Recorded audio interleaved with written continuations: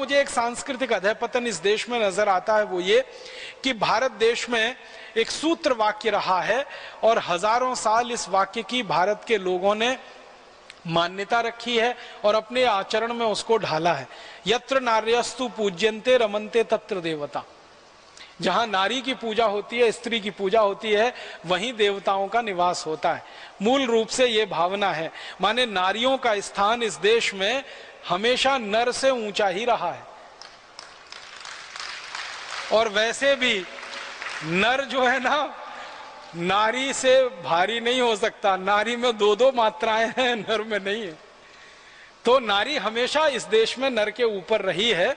और इस देश में जब जब परंपरा में, हमारी मान्यता में हम बात करते हैं, संवाद करते हैं, लक्ष्मी नारायण की बात करते हैं, राधा कृष्ण की बात करते हैं, सीता राम की बात करते हैं, राम सीता की बात कम होती है, नारायण लक्ष्मी की बात कम होती है, लक्ष्मी नारायण की बात होती है, सीता राम की बात होती है, माने उमा महादेव की बात होती है। तो हमारे यहाँ तो यही है, नारी तो हमेशा ऊपर है। कारण उसका है कि भगवान ने कोई विशेष गुण दिए हैं उनको, और जीवन को चलाने में उनकी क्षमता हमेशा नर से बड़ी है। हम सामान्य रूप से अपने जीवन में देखते हैं, किसी बच्चे का पिता मर जाए लेकिन माँ जीवित हो, उसका लालन पालन बहुत आसानी से, बहुत अच्छे से हो जाता है। जिस बच्चे की माँ मर जाए, भले पिता जीवित हो, उसका लालन पालन होना बड़ा मुश्किल हो जाता है। जिसकी माँ चली गई, उस बच्चे को संस्कारों का मिलना बहुत मुश्किल हो जाता है। ये भारत में बहुत स्पष्ट दिखाई देता है। तो माँ का होना बहुत बड़ी बात है हमारे जीवन की प्रक्रिया में। इसलिए माँ का स्थान भी ऊंचा है इस देश में। और माँ का स्थान ऊंचा रहा, वैदिक काल में तो सबसे ऊंचा रहा है, और वैदिक काल के बाद मध्य काल में भी 8वीं शताब्दी तक बहुत ऊंचा रहा है। ये जब से विदेशी हमले हुए और विदेशी सभ्यता में हम थोड़े से पराधीन होते गए, विदेशी आचार विचार हमारे जीवन में आ गया, विदेशी आक्रमणकारियों के जीवन शैली से हम प्रभावित होने लगे, तब से हमारे नारियों का स्थान नीचे होना शुरू हो गया। और वो गिरता चला गया। अंग्रेजों के जमाने में तो सबसे ज्यादा गिर गया, फ्रांसीसियों के जमाने में, पुर्तगालियों के जमाने में बहुत गिरा, अंग्रेजों के जमाने में सबसे ज्यादा गिरा। उसके पहले थोड़ा बहुत मुगल शासन काल में भी गिरा। तो वो गिरावट हम में आती गई। अब वो गिरावट हमारी खत्म होनी चाहिए थी, लेकिन आजादी के बाद हम जब इस सारे विदेशी प्रभाव से मुक्त हो गए, ये गिरावट रुकी नहीं है, ये बढ़ती ही चली जा रही। इसका मतलब क्या है? विदेशी प्रभाव से शारीरिक रूप से हम मुक्त हो गए, लेकिन बार बार मैं कह रहा हूं, मन से और आत्मा से अभी भी हम विदेशी प्रभाव में ही हैं। तो नारी को देखने की जो दृष्टि अंग्रेजों के समय में, नारी को देखने की जो दृष्टि फ्रांसीसी और पुर्तगालियों के समय में इस देश में आई, कमोवेश वही दृष्टि अभी भी हमारी आंखों में बसी है, और उसी का प्रभाव है जो नारियों की इस देश में बेइज्जती और दुर्गति हो रही। अंग्रेजों की मान्यता, यूरोप वालों की जो मान्यता है ना, वो नारी के लिए पता है क्या है? बहुत खराब लगता है। सारे यूरोप के दार्शनिक एक बात पर सहमत हैं, और वो बात ये है कि नारी में आत्मा नहीं होती। यूरोप के सभी दार्शनिक ये कहते हैं। अरस्तु कहता है, सुकरात कहता है, लेबिनिज कहता है, दिकार्ते कहता है, सारे यूरोप के दर्शन शास्त्री एक से लेकर अंतिम तक सब कहते हैं स्त्री में आत्मा नहीं होती, और स्त्री वस्तु के तरह की होती है। जैसे मेज होता है, जैसे कुर्सी होती है, वैसे स्त्री होती है। जैसे कपड़े होते हैं, वैसे स्त्री होती है। मेज कुर्सी को समय आने पर फेंक दिया जाता है, वैसे स्त्री को फेंक दिया जा सकता है। समय आने पर मेज कुर्सी को बदल दिया जाता है, ऐसे स्त्री को बदल दिया जाता है। तो यूरोप और अमेरिका के दार्शनिकों ने ये जो मान्यता बनाई, और उस मान्यता के हिसाब से अपने देश में सैकड़ों साल उन्होंने जीवन चलाया, वही मान्यता धीरे धीरे हमारे देश में भी आई जब हम यूरोप और अमेरिका के प्रभाव में आ गए। और समाज के एक वर्ग में, भारत में विशेष रूप से, जो अंग्रेजी से प्रभावित है, अंग्रेजियत से प्रभावित है, उसमें भी ये चेतना बैठ गई है कि स्त्री वस्तु है, मेज कुर्सी की तरह से, पैंट कमीज की तरह से, जब चाहो इसको बदल दो, जब चाहो इसको उठाकर फेंक दो, जब चाहो इसका उपयोग करो, जब चाहे इसका उपभोग करो, और जरूरत पड़ने पर उसके हिसाब से, अपने हिसाब से कुछ करो। उसका ही दुष्परिणाम है कि हमने स्त्रियों की हत्या करना शुरू कर दिया। दहेज के लिए हमने स्त्रियों की हत्या करना शुरू कर दिया, छेड़खानी के लिए हमने स्त्रियों की हत्या करना शुरू कर दिया, उनके गर्भ में ही मर जाने के लिए। माने इतनी खराब स्थिति हमारे देश में आ गई है कि बेटियों को गर्भ में ही मार दिया जाए क्योंकि दहेज देना पड़ेगा, गर्भ में से जन्म लेकर अगर आ जाएं तो छेड़खानी में मार दिया जाए क्योंकि वो हमारी नहीं सुनती हैं, दहेज की हत्या कर दी जाए क्योंकि वो अपने साथ वस्तुएं लेके नहीं आई हैं। ऐसा माहौल पूरे देश में बन गया है और सरकार के आंकड़े बताते हैं कि बहुत दर्दनाक है। हर घंटे में 2 माताएं या 2 बहनें हमारी दहेज के लिए मार डाली जाती हैं। हर घंटे में 3 से ज्यादा माताओं बहनों के साथ बलात्कार हो जाते हैं।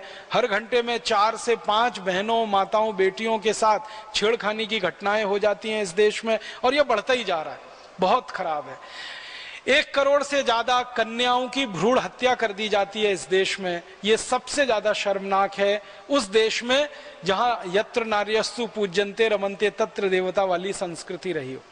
अब वो हम इतनी नीचे, इतनी गिरावट में आ चुके हैं। तो हम इस विदेशी प्रभाव में इतने जकड़ गए हैं कि जिस विदेश में स्त्रियों की इज्जत सम्मान कभी रहा नहीं, वैसी ही बेइज्जती और असम्मान हमने अपने जीवन में करना शुरू कर दिया। आपको सुनकर बहुत हैरानी होगी, ताज्जुब होगा, पहली बार मुझे भी बहुत हैरानी हुई थी। 1950 तक यूरोप के किसी भी देश में किसी भी माँ को, बहन को, बेटी को वोट डालने का अधिकार नहीं था 1950 तक, क्योंकि वो मानते ही नहीं कि स्त्रियों में कोई आत्मा होती है। और सैकड़ों नहीं, हजारों वर्षों तक यूरोप की अदालतों में 2 या कभी कभी 3 माताओं की गवाही या 3 बहनों की गवाही एक पुरुष की गवाही के बराबर माना जाता था। माने 3 स्त्रियां 1 पुरुष के बराबर। ये सैकड़ों साल, हजारों साल यूरोप की अदालतों में होता रहा। रोमन साम्राज्य जिसकी चर्चा सारी दुनिया में की जाती है, इस रोमन साम्राज्य में यह नियम था कि 3 स्त्रियां जो बात कहें वो बराबर है 1 पुरुष की कही गई बात के। इतनी खराब स्थिति महिलाओं की रही है और उस खराब स्थिति से यूरोप को बाहर आने में सैकड़ों हजारों साल लगे हैं और उसके लिए वहां पर बहुत आंदोलन चले और उन आंदोलनों का नेतृत्व बहुत सारी तेजस्वी महिलाओं ने यूरोप में किया और काफी आंदोलन चलाने के बाद आज स्थिति वहां बदली है। फिर भी अभी पूरी नहीं बदली है। आपको सुनकर हैरानी होगी, अमेरिका, कनाडा, यूरोप खंड के ऐसे कई देश हैं जहां माताओं को, बहनों को, बेटियों को पुरुषों से कम वेतन मिलता है एक ही पद के लिए। एक पुरुष है वो मैनेजर है, एक स्त्री है वो भी मैनेजर है, दोनों का पद बराबर है, लेकिन सिर्फ स्त्री है इस कारण से उसको वेतन कम मिलता है और वो पुरुष है इस कारण से उसको वेतन ज्यादा मिलता है। अभी भी कई देशों में ये स्थिति है 21वीं शताब्दी के आने के बाद भी। 40 साल पहले तक यूरोप के देशों में बैंकों में माताओं को खाते खोलने का अधिकार नहीं था। माताएं, बहनें, बेटियां खाते नहीं खोल सकती थी। खाता खोलते थे या तो उनके पिता या उनके पति, उनमें वो अपना जॉइंट अकाउंट रख सकती थी, अलग से स्वतंत्र रूप से खाता खोलने का अधिकार उनको नहीं था। इतनी गिरावट उनके यहाँ स्त्रियों और माताओं को लेकर रही है समाज में। उसी का असर हमारे देश पर भी आ गया, क्योंकि 250 साल हम अंग्रेजों के गुलाम हो गए और उसके पहले विदेशी प्रभाव में थोड़े बहुत आ गए, तो उसका असर अब चलते चलते यहाँ तक आया कि भारत में भी दहेज हत्याएं, भ्रूण हत्याएं, माताओं के साथ छेड़खानी, माताओं के साथ बलात्कार की घटनाएं, माताओं को, स्त्रियों को, बेटियों और बहनों को भोग की वस्तु समझना, उपभोग की वस्तु समझना, इसलिए उनके साथ छेड़खानी करना, इसलिए उनके साथ अन्य खराब से खराब अपराध करना, ये भारत में भी बढ़ता चला जा रहा है। ये हमारे सांस्कृतिक अधःपतन की पराकाष्ठा है। अगर हम स्त्रियों का सम्मान नहीं कर पाएंगे, माताओं, बहनों, बेटियों का सम्मान नहीं जगा पाएंगे, दिला पाएंगे, तो शायद इस समाज को आगे बढ़ाना बहुत मुश्किल काम होगा, क्योंकि माताएं आधी आबादी हैं और कहीं कहीं भारत में आधी से ज्यादा आबादी है। केरल जैसे राज्य की बात करें तो कुल जनसंख्या में माताओं का हिस्सा आधे से ज्यादा है। अगर उत्तर पूर्व के राज्यों की बात करें, नागालैंड, मणिपुर, मिजोरम, त्रिपुरा और आसाम की, वहां भी कुल मिलाकर माताओं का हिस्सा पुरुषों से ज्यादा है। कुछ ये हरियाणा, पंजाब, दिल्ली, पश्चिमी उत्तर प्रदेश को छोड़ें, मध्य प्रदेश को छोड़ें, तो दक्षिण भारत में और पूर्वोत्तर भारत में माताओं का हिस्सा आबादी में पुरुषों से ज्यादा है।